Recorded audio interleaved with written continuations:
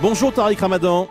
Bonjour. Merci d'être en ligne avec nous ce matin sur Europe 1. Je rappelle que vous êtes professeur d'études islamiques contemporaines à l'université d'Oxford, auteur aussi de L'Islam et le réveil arabe. Vous êtes à l'étranger actuellement, mais vous suivez, j'imagine, cette polémique qui n'en finit pas en France et à l'étranger après la publication par Charlie Hebdo de caricatures de Mahomet. Est-ce que ces caricatures vous choquent ?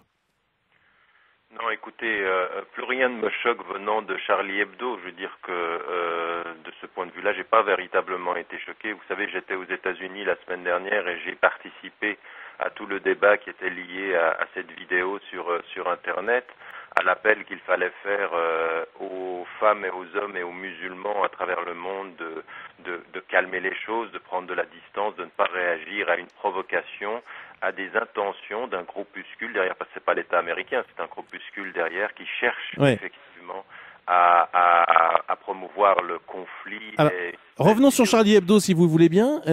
Donc vous dites que ça ne vous choque pas, c'est la liberté d'expression. C'est la liberté d'expression et en même temps, il faut qu'on se mette d'accord sur une chose. On a d'un côté des gens qui sont clairement, vous savez, il y a des gens qui disent en France, comme ils le disent ailleurs en Europe, que l'islam est un cancer, un problème, que ça ne peut pas être démocratique et qui alimentent cette idée en provoquant des choses de cette façon-là. Puis d'un autre côté, on a des groupuscules qui sont parfois des littéralistes, parfois des gens qui réagissent émotivement et émotionnellement à tout ceci, et ces deux extrêmes se confrontent. Ce sont des alliés objectifs de la tension.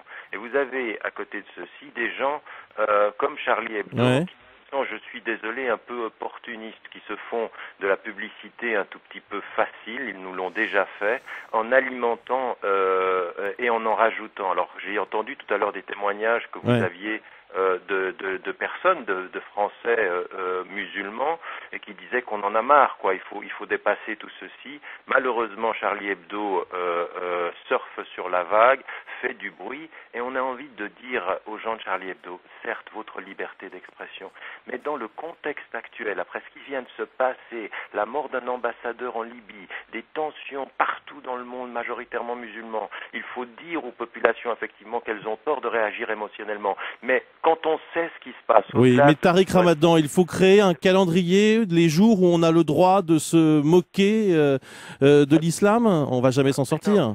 Non, il ne faut pas créer un calendrier. Il faut simplement avoir la responsabilité de ses actes. Quand vous avez... Mais il n'y a jamais de bons moments si on va... Bien sûr qu'il y a des bons moments. En tout cas, il y a des très mauvais moments. C'était pas le moment d'en rajouter. C'était vraiment pas le moment. Écoutez, votre Premier ministre et le ministre des Affaires étrangères doivent fermer des écoles et des ambassades dans 20 pays. Ceci n'aurait pas été le cas si ça avait été un autre moment. Pourquoi le font-ils maintenant? Parce qu'il y a une semaine, il y a un ambassadeur qui a été tué. Il faut être responsable de ses actes un peu. Est-ce que la France a surréagi en fermant justement les écoles et certains établissements? Non, je ne sais pas, parce que tout peut arriver. S'ils le font, c'est qu'ils savent que tout peut arriver. Vous savez, on a affaire à des groupes qui sont parfois des extrêmes. On sait aussi que les salafistes sont liés à des groupes plus extrêmes, parfois dans certains pays. On a des gens qui peuvent réagir émotionnellement. Tout peut arriver. Vous avez 4 otages qui sont au Mali aujourd'hui, et la France est aujourd'hui attaquée.